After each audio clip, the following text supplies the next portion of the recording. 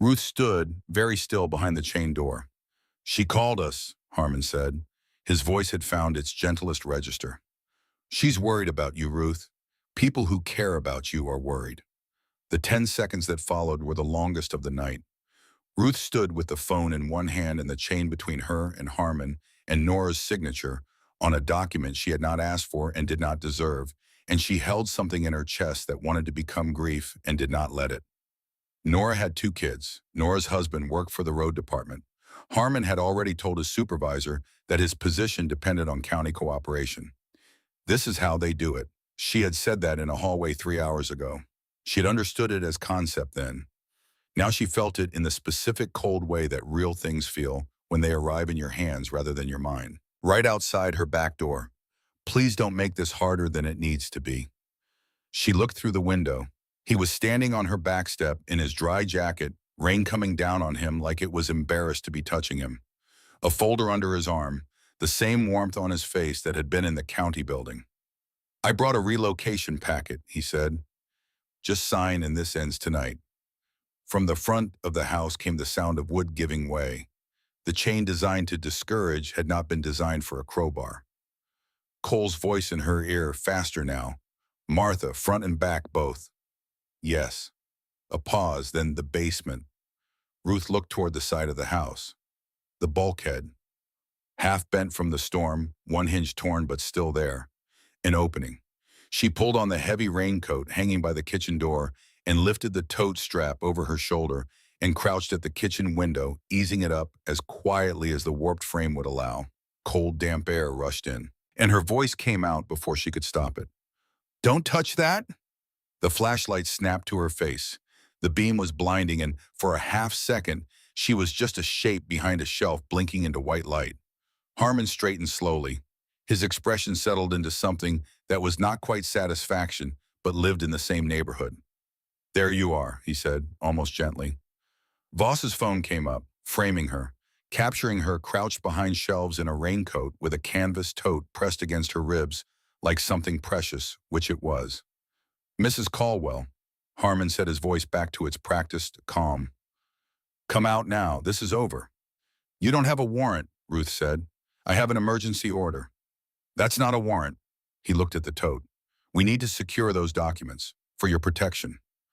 Ruth stood, one hand on the shelf to steady herself, the other wrapped around the tote strap. Her slippers were wet through. Her raincoat was damp. Just stepping down and standing there, an immovable object in the dark, the way a mountain stands without meaning to make a point but making one anyway. He said nothing. Harmon looked at him the way a person looks at a problem they had not factored into their planning. Cole gave the smallest exhale. That's why I bring Garth, he said too quietly for Harmon to hear. Fletcher appeared near the back of the group, hooded pale eyes still too wide, standing slightly apart from the others because he didn't know where to put himself. Harmon's eyes found him. That quickly, Ruth saw it happen, the decision, the small, cold calculation behind the sheriff's face as he identified the one person not actively recording, the one person standing too close to the edge of the group where movement was possible. Voss moved before anyone could track it. His hand closed on Fletcher's wrist. Curfew violation, Voss said. Interference. Fletcher startled back. His face went white. What? Don't pull! Cole said, his voice cutting straight to the kid, hard and steady. Don't move. Do you hear me? Fletcher froze.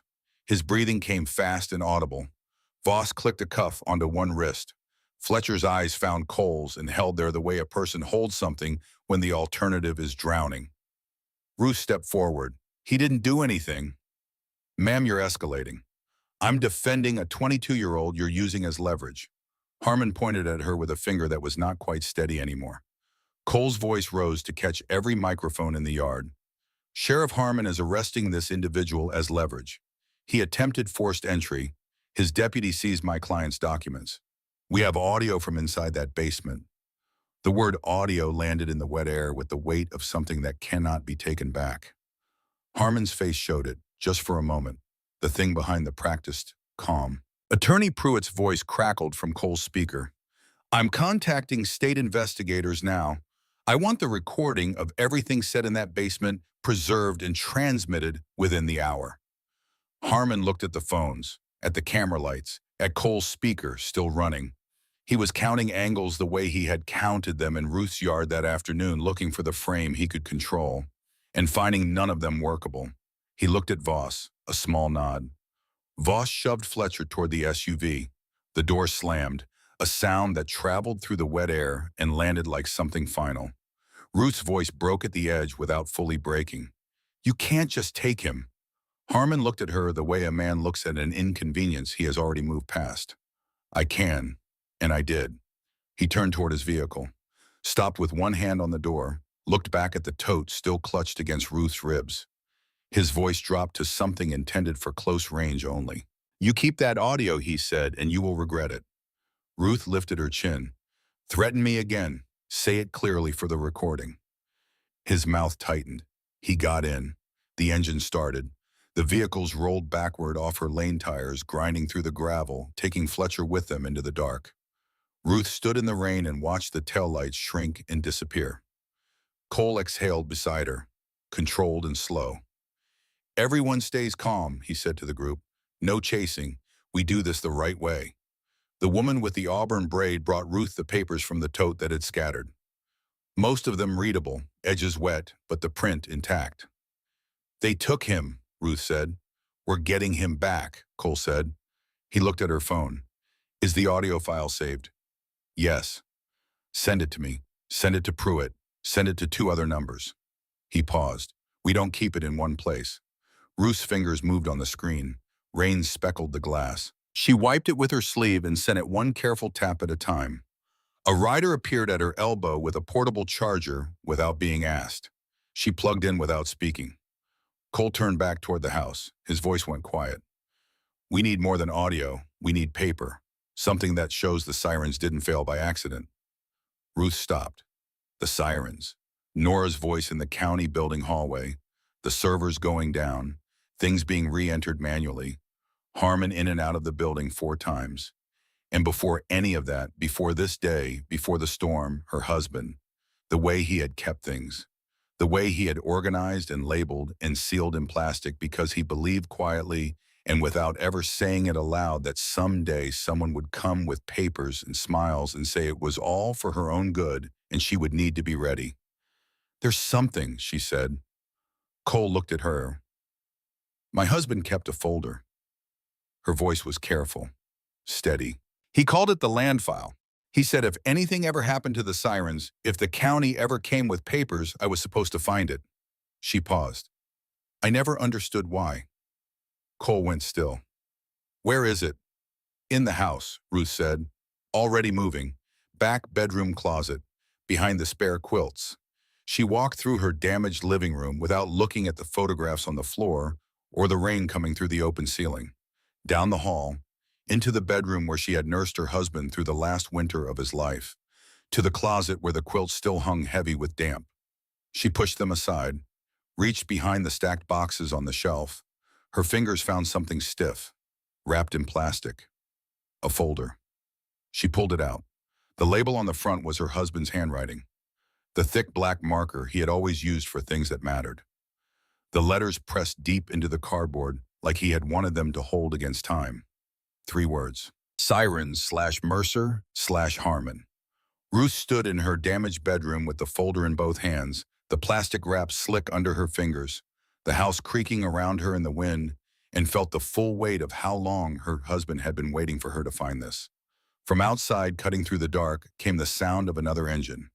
A sedan this time, careful over the debris on the road, stopping, a door opening, a voice flat and professional, and carrying the particular authority of someone who answers to an organization larger than this county. "State Police, we received a call. Is Ruth Caldwell on the premises?" Trooper Wickfield was not what Ruth expected. She had expected someone young, someone with the clipped efficiency of an institution that had sent him here because the paperwork required a body. Instead, the man who came through her front door was in his mid-50s, with the kind of face that had been weathered into something permanent, and eyes that moved through a room the way experienced eyes move, not missing things, not performing attention, just taking it in steadily and storing it. He looked at the condition of the house without comment. The open ceiling, the rain-buckled floors, the the tarps the riders had anchored before leaving. He looked at Ruth's arm where Harmon had grabbed her in the basement, the mark still visible, and his jaw moved slightly to one side before it settled again. He introduced himself, introduced his partner, Trooper Ellison, a quiet woman with a notepad who had the posture of someone accustomed to writing down things people said without letting her face react to them. "We received a call from an attorney named Pruitt," Wickfield said, "regarding an alleged abuse of emergency authority and an unlawful detention. The detention is a young man named Fletcher," Cole said from the porch, keeping his distance, keeping his hands visible. "He's 22. No record. They took him 40 minutes ago. No charges filed, no paperwork given." Wickfield looked at Cole for a moment without any particular expression. Then he looked at Ruth. "Ma'am, are you injured?" Ruth pulled up her sleeve. The mark on her upper arm had deepened into something that would be fully purple by morning. "Sheriff Harmon grabbed me in my basement when I refused to hand over my documents." Ellison's pen began moving. "You have audio," Wickfield said. It was not a question. "I was recording before they came down the stairs," Ruth said. "I have Harmon on audio saying they would have me taken for psychological evaluation so the county could secure the structure.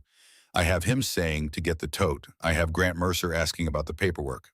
She paused. "And I have a folder." She set it on the kitchen table. The plastic wrap was still on it. She laid her hands flat on either side of it and looked at Wickfield. "My husband worked at the county fairgrounds for 22 years, she said. "He put this together over a long time. He never told me exactly why. He just told me to find it if the sirens ever failed and the county came with papers."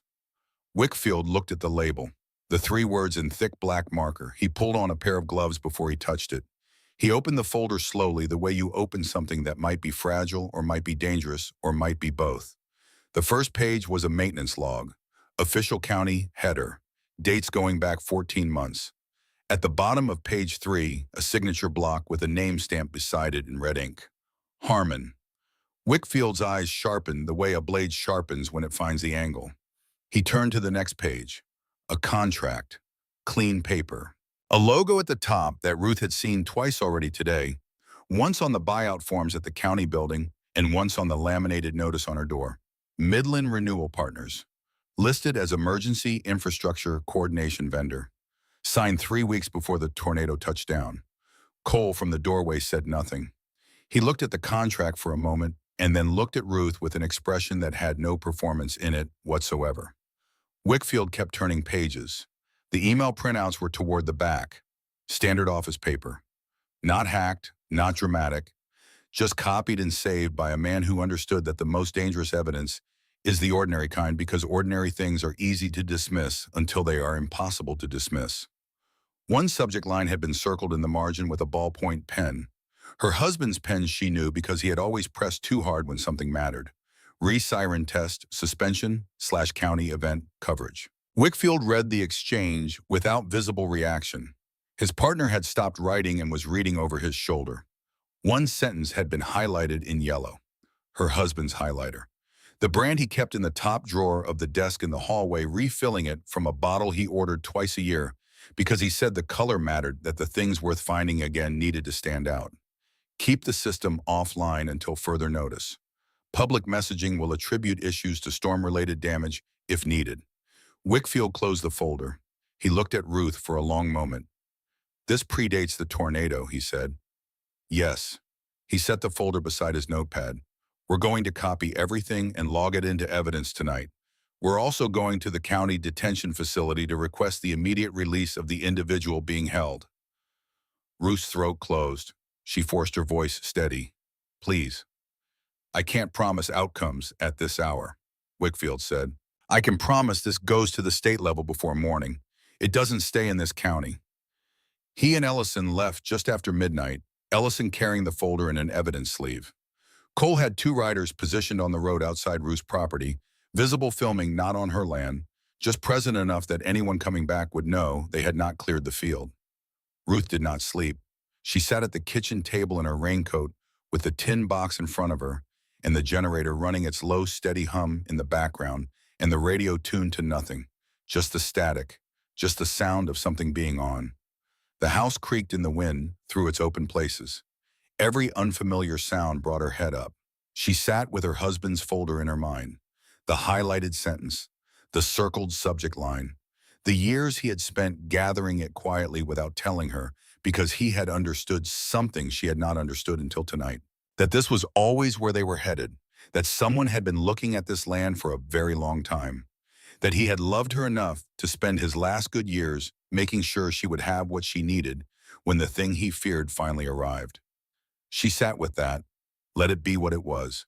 Near dawn, her phone rang. Cole's voice came through tight and controlled, the kind of control that is keeping something larger from coming through underneath it. "Fletcher's out," he said. Ruth closed her eyes. "They released him. Your Wickfield showed up at the facility. No charges filed, no paperwork. They're calling it a miscommunication." A pause. "He's okay. He's shaken, but he's okay." "They used him," Ruth said. "I know." Cole paused again. "Listen, Harmon is running a community meeting this morning, high school auditorium, 9 o'clock. He's calling it a safety briefing." Another beat. "Mercer will be there. The relief desk will be there. This is where they tell the story they want people to hear before anyone else gets to tell it." Ruth looked at the folder on the table. "Then I need to be there," she said. Pruitt agrees. "We do it clean. No shouting. No confrontation in the parking lot. You speak, we record, and we let them bury themselves." She stood up, went to the window. The sky outside was pale and cold, the particular early morning color of a day that has not decided yet what it intends to be. "How many are coming?" she asked. "Enough," Cole said. The high school parking lot was still damaged from the storm. Cracked asphalt debris, pushed to the edges, a chain link section blown down near the gymnasium entrance. Volunteers in orange vests handed out water bottles at the main door. The people moving inside had the particular look of a community after a bad night, drawn faces closed that had been slept in, eyes that were working harder than usual to appear composed. Ruth entered through the side door at 8:55. The auditorium was close to full. People sitting shoulder to shoulder on gymnasium bleachers, folding chairs, set up on the floor, a low hum of conversation that carried the specific frequency of people who had lost things and were waiting for someone to tell them what came next. On the stage at the front, Sheriff Harmon stood behind a podium with a microphone, wearing a fresh uniform, his face carrying the expression of a man who had also not slept but had used that time productively. Polished, positioned, the smile preloaded and waiting. Grant Mercer sat in the front row with his legs crossed and his hands folded in his lap, his jacket somehow still immaculate, his expression the pleasant neutral of a man attending something he expects to go well. Deputy Voss leaned against the side wall with his phone out, already scanning the room. Ruth walked to a seat near the side aisle and sat down. A few heads turned. The turning spread, people recognizing her, the whispering beginning at low volume and spreading outward through the room the way ripples spread. Cole came in several rows behind her. Sat. 3 riders had found seats scattered through the auditorium at different angles. Phones out, not clustered, not visible as a group unless you were looking for a pattern. Ruth did not look at them directly. Fletcher sat in the back row, hood up, face pale, eyes still too wide, but present. Here. That mattered. Harmon tapped the microphone. The hum in the room faded. "Morning, everyone." The voice of a man who has decided that confidence and authority are the same thing. "I know you're tired. I know last night was hard. Our focus today is safety and the path forward." He spoke for 2 minutes about community resilience, about coordinated response, about the importance of working through proper channels during declared emergencies. His eyes moved across the room with the ease of a man who expected the room to stay where he put it. "We've had some complications," he said, "outside groups inserting themselves into disaster response, social media speculation, accusations that have no basis in fact." He paused, let that land. "I want to be clear. We welcome help, but help must be coordinated. Curfew exists for a reason." Mercer's pleasant expression remained exactly where it was. Harmon drew a breath to continue. Ruth stood up. She didn't do it loudly. She didn't do it dramatically. She simply stood, the way you stand when standing is the most precise thing available, and the room noticed immediately, because rooms always notice when something shifts from performance to something else. Harmon's smile paused at its edges. Mrs. Caldwell, please take your seat. We'll have questions after. No, Ruth said. Her voice carried without a microphone. The room was already quiet enough that it didn't need one. Your sirens didn't go off, she said. 79 people would have died on Route 9 yesterday afternoon if I hadn't opened my basement. And instead of addressing what failed, you came to my home with a crowbar. A sound ran through the auditorium. Not quite a bumpy, more like a collective intake, the sound of a room recalibrating. Harmon lifted both hands in a gesture of measured patience. Mrs. Caldwell, you've been through a traumatic experience. What you perceived last night was, do not, Ruth said, and the two words landed like a door slamming. Call me traumatized to make me small. She reached into her tote, pulled out the bank statements, the insurance receipts, held them up so the rows closest to her could see them clearly. You told me my insurance lapsed. It didn't. 22 years of payments. Every month. On time. Harmon's smile held, but something behind it was recalculating. Mrs. Caldwell, we can address paperwork at the relief desk after. Ruth lifted the folder. The label faced the auditorium. Her husband's handwriting. The thick black marker. The three words. Sirens/Mercer/Harmon. The room went very still. Not the polite quiet of an audience waiting. The held breath still of a crowd that has just seen something it did not expect. Ruth kept her eyes on Harmon. This predates the tornado, she said. This is siren maintenance paperwork with your signature on it. This is a contract with Midland Renewal Partners as a county vendor signed 3 weeks before the storm. She turned her head, looked at Mercer for the first time since entering the room.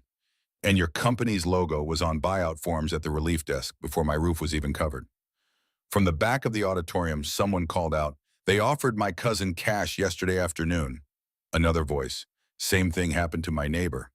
Harmon leaned toward the microphone. This is not the time or place. Then explain why. Ruth said your company's logo was on a county relief form before the county had finished counting the damage. She lifted her phone. I have audio from my basement last night. Sheriff Harmon's voice, his exact words. The room lost what remained of its ambient sound. The kind of quiet that forms when 70 people stop breathing at the same time. Harmon's jaw tightened. That audio is out of context. Then let the state hear it, Ruth said. Trooper Wickfield already has. The name hit the room like a match. Harmon's eyes moved just briefly toward the side exit, the first involuntary movement she had seen from him, and the auditorium doors at the back opened. Wickfield walked down the center aisle with a folder in his hand and the unhurried stride of a man who does not need to perform authority because he has it. People shifted to let him pass. The whispering died completely. He did not stop at the front row. He did not acknowledge Mercer. He walked directly to the stage and looked up at Harmon and said in a voice that required no amplification whatsoever, Sheriff Harmon, I'm here on a state inquiry relating to abuse of emergency authority and interference with disaster services. You are directed to provide your emergency orders, siren maintenance logs, and any signed vendor coordination agreements to state investigators immediately. Harmon's grip on the microphone stand tightened. You don't have jurisdiction over a county briefing. I have jurisdiction over what the documents in that folder describe, Wickfield said, and I'm not alone. He nodded toward the back doors. They opened wider. 2 more troopers entered, then 2 more, and behind them people in plain jackets with state seals on lanyards and clipboards and camera equipment. The kind of people who did not travel to small county auditoriums unless someone considerably above the county level had already decided the situation required attention. The crowd shifted, not with anger yet, but with the specific quality of a group realizing that the person they had been watching for direction was not the largest power in the room anymore. Harmon turned the microphone toward the auditorium again, his voice rising, performing for the audience he was losing. You are watching state overreach. You are watching outside influence trying to destabilize this community's recovery. A voice from the middle rows, outside influence saved my daughter on Route 9. Another, where were you when the sirens didn't go off? Harmon's head snapped toward the sound. The anger showed through, just for a moment, just enough. Sit down, he said. It was the wrong thing to say. The room reacted the way rooms react when the person telling them to sit down has just revealed that sitting down was never about their comfort. Wickfield stepped onto the stage. Sheriff Harmon, step away from the microphone. Harmon's hands tightened on the stand. For 2 full seconds, the auditorium watched him decide whether his pride was worth the cost. Then something in the calculation shifted, and he took a half-step back. And Deputy Voss made the worst decision of his career. He had been moving along the side wall without anyone registering it as movement. Small steps. Gradual. Eyes locked on Ruth's phone. On the audio file, on the recording of a basement conversation that could not be reframed or re-entered into any system. He was 3 feet from her when she saw him. Give me that, Voss hissed, reaching. Ruth jerked back. Don't touch me. The auditorium erupted. Chairs scraped. People standing. Voices rising in a single tangled surge of sound. Cole moved. Not swinging, not shouting. One-step body between Ruth and Voss, shoulder turned, creating distance the way you create distance when you want the cameras to show exactly who was where. Wickfield's voice cut through everything. Deputy Voss, stand down. Voss froze.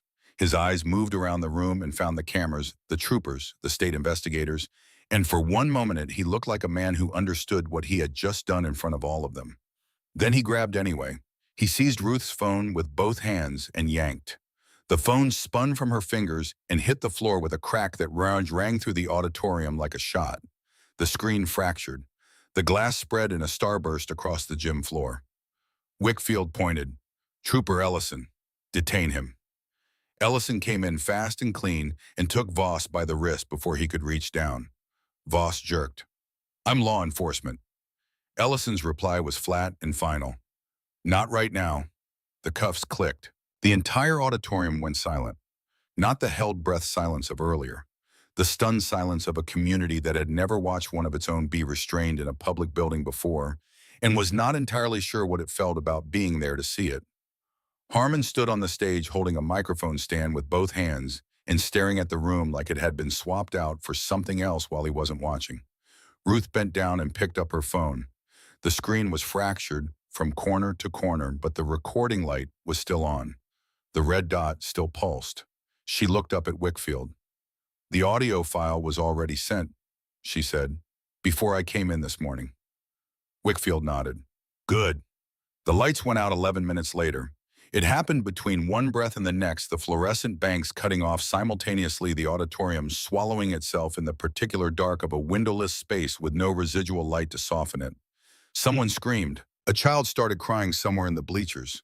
The sound of people standing, chairs, scraping bodies, bumping in the sudden blindness built fast into something that had the shape of panic. Wickfield's voice cut through before it could fully become what it threatened to become.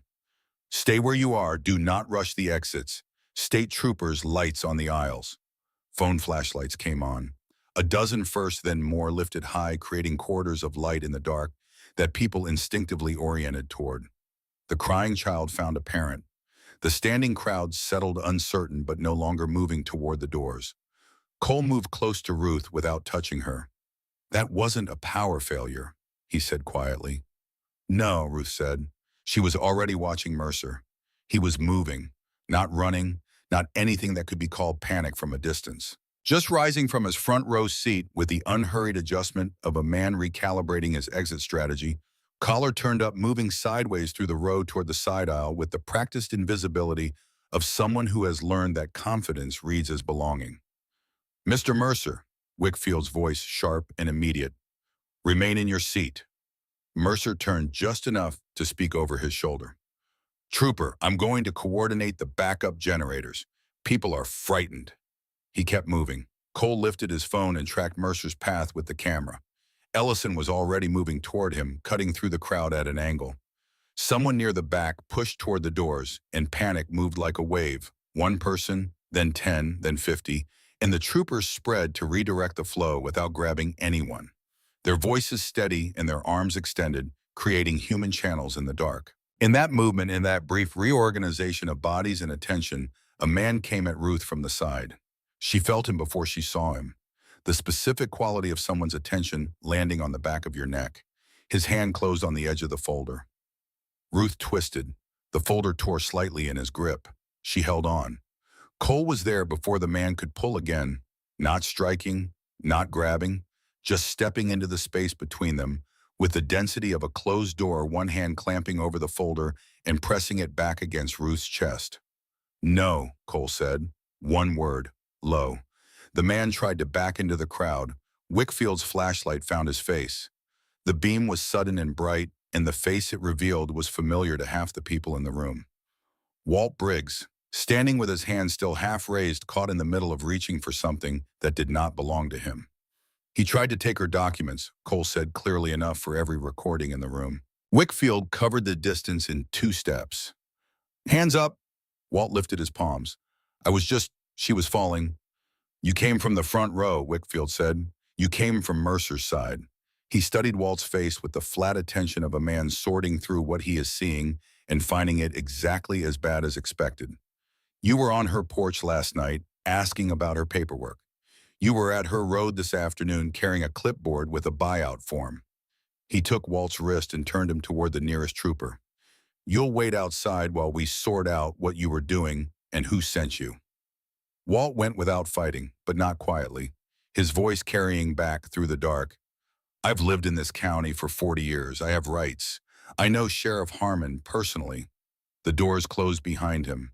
From outside the building, a sound cut through the walls, a heavy metallic crack, then the short, violent percussion of something striking a concrete barrier at speed. Metal on concrete, the folding hollow sound of a vehicle structure failing under impact.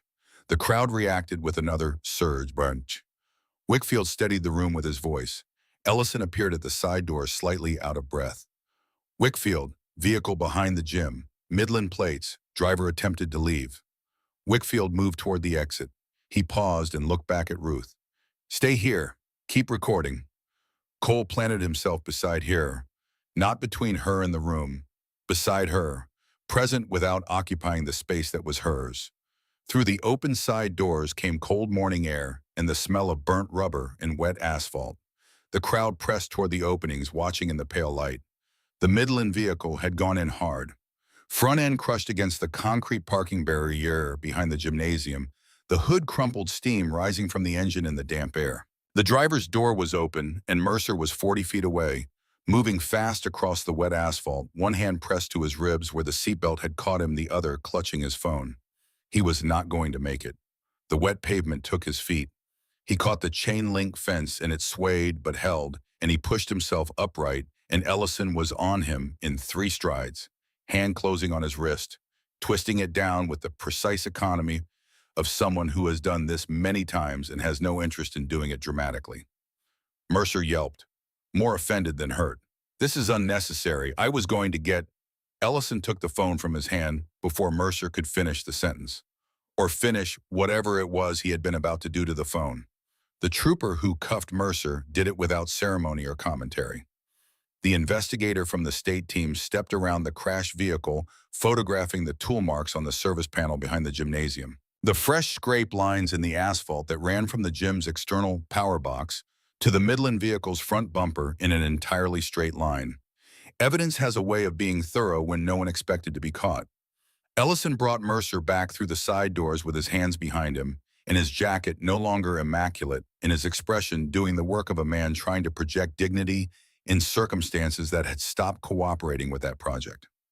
The crowd in the auditorium saw Mercer in cuffs, and the room shifted again. Not with cheers, with the complicated, layered sound of a community absorbing information it had not asked for.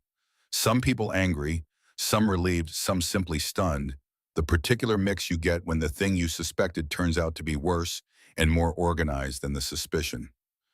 A woman in the middle rose. "That's the buyout man. He came to my door yesterday."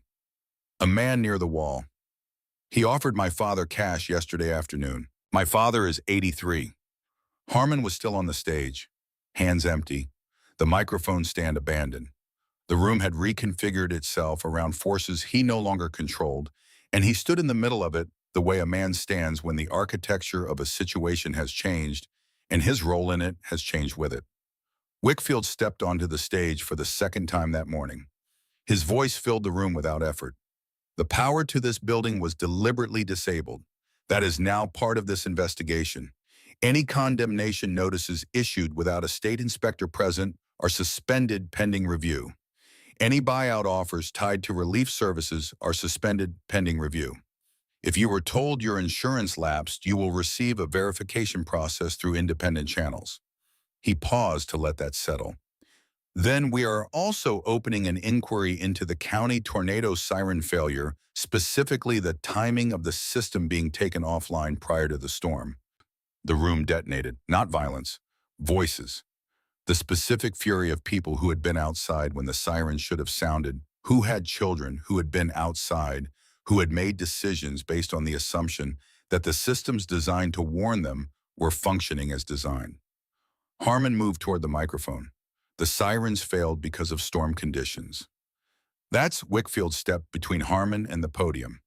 The storm hadn't started when the logs show the system was taken offline. A trooper moved to the stage, not fast, not dramatic, with the measured deliberateness of an action that has been decided in advance and does not need to perform itself. He read Harmon the state directive quietly enough that the first rows could hear, but the rest of the room had to wait for understanding to spread backward through the bleachers. Harmon's hands came up from his sides with the slowness of a man who has run all the calculations and found that every remaining option ends the same way.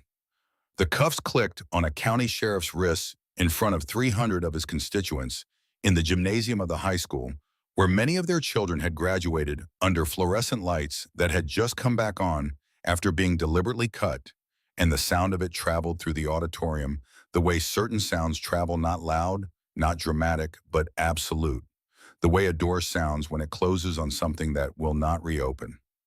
Harmon did not resist. He went still, the way a system goes still when its last argument has been taken from it. When he was walked toward the doors, his eyes found Ruth for one moment. Not with rage, not with the hot feeling of someone who expected to win, with something colder. The look of a man watching the moment he stopped, being able to control the story and understanding for the first time what that meant. Ruth did not look away. Wickfield turned back to the room. Anyone with documentation recordings or paperwork related to the siren failure, condemnation notices, or buyout pressure can provide it to state investigators on site today. Our mobile intake unit will be in the parking lot within the hour. He nodded toward Ruth. She walked to the aisle, unhurried, the folder still against her ribs. Her cracked phone in her hand, the recording light still blinking through the shattered screen. She looked at the room, at the faces she had known for decades. The volunteer firefighter who had stood on her driveway the day before and looked ashamed. The people who had filmed her from their car windows. The people who had watched from the safe distance of their porches while a man in a clean uniform tried to paper her out of her own home. "My name is Ruth Caldwell," she said. "I live off Route 9. I opened my basement during the tornado because 79 people didn't have time to be judged. I didn't do it to make a point. I did it because it was the right thing." She held up the cracked phone. "When the storm passed, the sheriff came to my house with a crowbar. He told me my insurance had lapsed. He tried to take my documents. He grabbed my arm in my own basement and called it a welfare check." She raised the folder. "This is what my husband left me. He knew what was coming. He kept this for years because he understood something I didn't yet. He couldn't stop it alone. He made sure I wouldn't have to face it alone either." The room was completely still. "If you've been scared," Ruth said, "I understand that. I've been scared too. But you don't protect yourself by handing your home to the first man who shows up with a hotel voucher and a signature line." From the back of the auditorium, a voice. A man she recognized, someone she had seen at the feed store, someone she had never particularly noticed. "I'm sorry, Mrs. Caldwell." Another voice, a woman this time. "Me too." Wickfield let the moment hold. Then he turned to his investigators. "Begin intake." Folding tables appeared along the side wall, not glossy forms with corporate logos. Standard government intake sheets, troopers directing people into lines, state investigators collecting names and addresses, and the specific nature of what they had been offered and by whom. Mercer, sitting in a chair against the wall with a trooper beside him, tried to speak. "This is a misunderstanding. My company provides a legitimate service, and—" "Save it for counsel," Wickfield said without looking at him. Inside the gymnasium, the state intake process ran for 2 hours. Folding tables full of people with stories that turned out, when laid out in sequence, to follow the same pattern. the insurance flagging, the condemnation notices, the forms with the corporate logo, the cash offers that arrived suspiciously fast for something improvised. The investigators wrote it all down, photographed everything, spoke to people in calm voices that did not suggest they were surprised by any of it. Mercer's phone had been opened by Ellison at the intake table. What was on it would take weeks to fully document. But even in the first hour, what the investigators found gave the room a particular quality of silence when Wickfield mentioned it briefly to Ruth. 5 other counties, 3 states, the same pattern in each. The siren failures correlated in each case with a declared emergency. The Midland buyout forms pre-printed. The insurance records modified through manual re-entry during server restoration periods. The condemnation notices laminated. In the folder Ruth's husband had kept, the name of a county commissioner appeared once briefly in a forwarded email chain, a name that belonged to a man who had been a state senator for the past 4 years. Your husband documented more than just Delwood, Wickfield said. Ruth stood in the damaged gymnasium with the morning light coming through the high windows and let that settle into the full shape of what it was. He always saw the larger picture, she said. He just never found a way to make anyone else see it with him. Wickfield was quiet for a moment. He left it to you. Ruth looked at the door. He did, she said. By late morning, the parking lot had transformed. Word travels fast in a county when people share roads and churches in the same stretch of feed store. Word travels faster when it has engines behind it. The first line of motorcycles came in from Route 9 just before 11. Not a dozen, not the 79 from the day before. More, many more. They came in controlled lines 2 by 2, not roaring, not circling, not doing anything that the most hostile reading could frame as threatening. They found the edges of the parking lot and filled them in neat rows, leaving the center lanes clear for emergency vehicles and the relief trucks that were beginning to arrive from neighboring counties, the real relief, not the kind with developer logos. Helmets came off. People stepped down and went immediately to the beds of trucks and the trailers hitched behind some of the larger bikes. Generators, chainsaws, the proper kind for debris removal, pallets of water, a mobile kitchen trailer that smelled immediately and powerfully of coffee and something cooking. A box truck carrying lumber sorted by size and labeled with colored tape, medical kits, work gloves by the case. Someone had printed signs on plain paper in large letters. Debris crew, meals, power, supply runs. The signs were taped to the side of the kitchen trailer with the functional absence of style that belongs to people focused entirely on getting something done. 300 of them, give or take. The town stood in the parking lot and the gymnasium doorways and at the edges of the damaged athletic fields and watched. There was no single expression on the faces. Some people looked confused. Some looked ashamed. Some looked like people who had been carrying a thing they hadn't named yet and had just found out what it was called. Ruth stood near the gymnasium entrance and watched Cole walk across the parking lot toward her. His jacket was dry for the first time since she'd met him.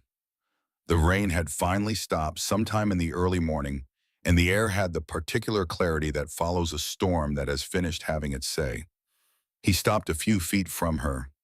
"We're here," he said, not announcing it, just stating what was true. In daylight, with permission, with state eyes on everything. Ruth looked at him, at the riders unloading lumber, at the woman with the auburn braid directing volunteers, at Garth lifting a generator off a truck bed alone without apparent effort. "You broke curfew," she said. Cole gave a short exhale, the closest thing to a laugh that the last 18 hours had left room for. "They broke the law first." Fletcher appeared from behind Cole, hood still up, eyes still too wide. He stopped in front of Ruth like a person who had something to say and could not locate the words for it. Ruth stepped forward and put one hand on his shoulder. Brief, steady. "You did good," she said. "You didn't give them what they wanted." He swallowed, nodded. The motion of a young man trying to hold something in and not entirely succeeding, which was the right response, which meant the night had registered in him at the depth it was supposed to. 2 days later, a state inspector came to Ruth's property with a clipboard and a camera and the manner of someone who intended to do their job in the way it was supposed to be done. He photographed the damage. He measured. He spoke to Ruth like a homeowner, not like a problem. The temporary condemnation notice was voided before he left her driveway. Her insurance company called that evening. The voice on the line had undergone a transformation that insurance voices undergo when the circumstances require it. Careful, respectful, something in the vicinity of apologetic, though it stayed on the careful side of actually saying so. Mrs. Caldwell, we've reviewed your complete payment history. Your policy was fully active. Your claim is being processed immediately. Ruth sat at her kitchen table under the tarp line that the riders had strung across the open section of ceiling, listening to the rain drip steadily into the bucket Cole's group had positioned beneath the worst gap, and felt something in her chest loosen that had been held for a very long time. Nora Hale came to the house the next morning. She stood on the rebuilt section of porch for a full minute before she knocked. Ruth had seen her from the kitchen window and let her stand there not out of cruelty, but because some moments need to be inhabited before they can be moved through. When Ruth opened the door, Nora looked the way a person looks who has not slept and does not expect forgiveness and has come anyway because the alternative was worse.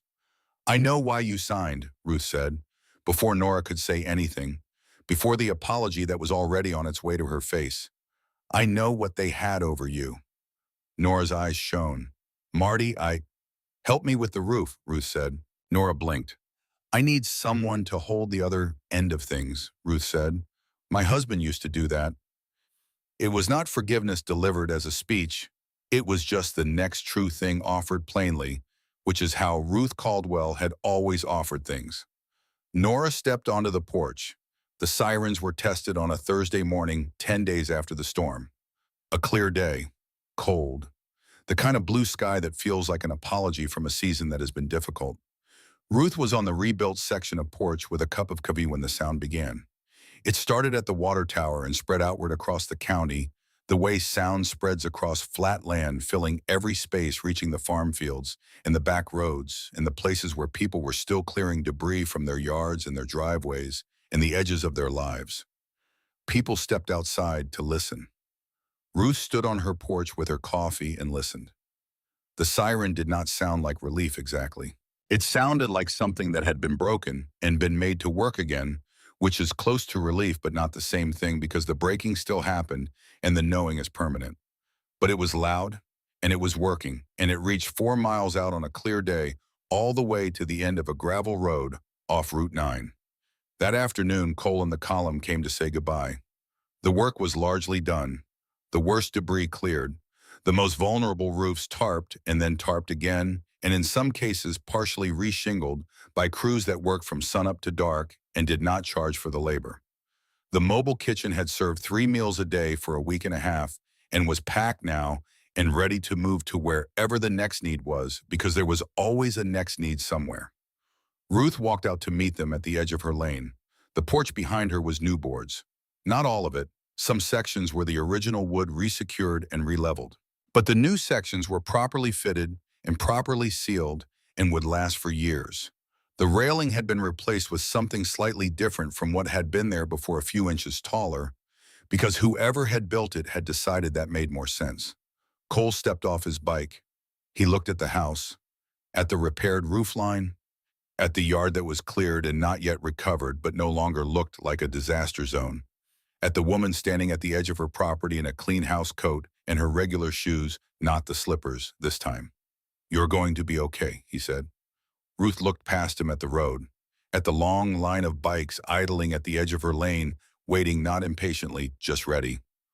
I already am, she said, because I didn't move. Cole nodded once, the way you nod at something true when you have no argument with it and no addition to make.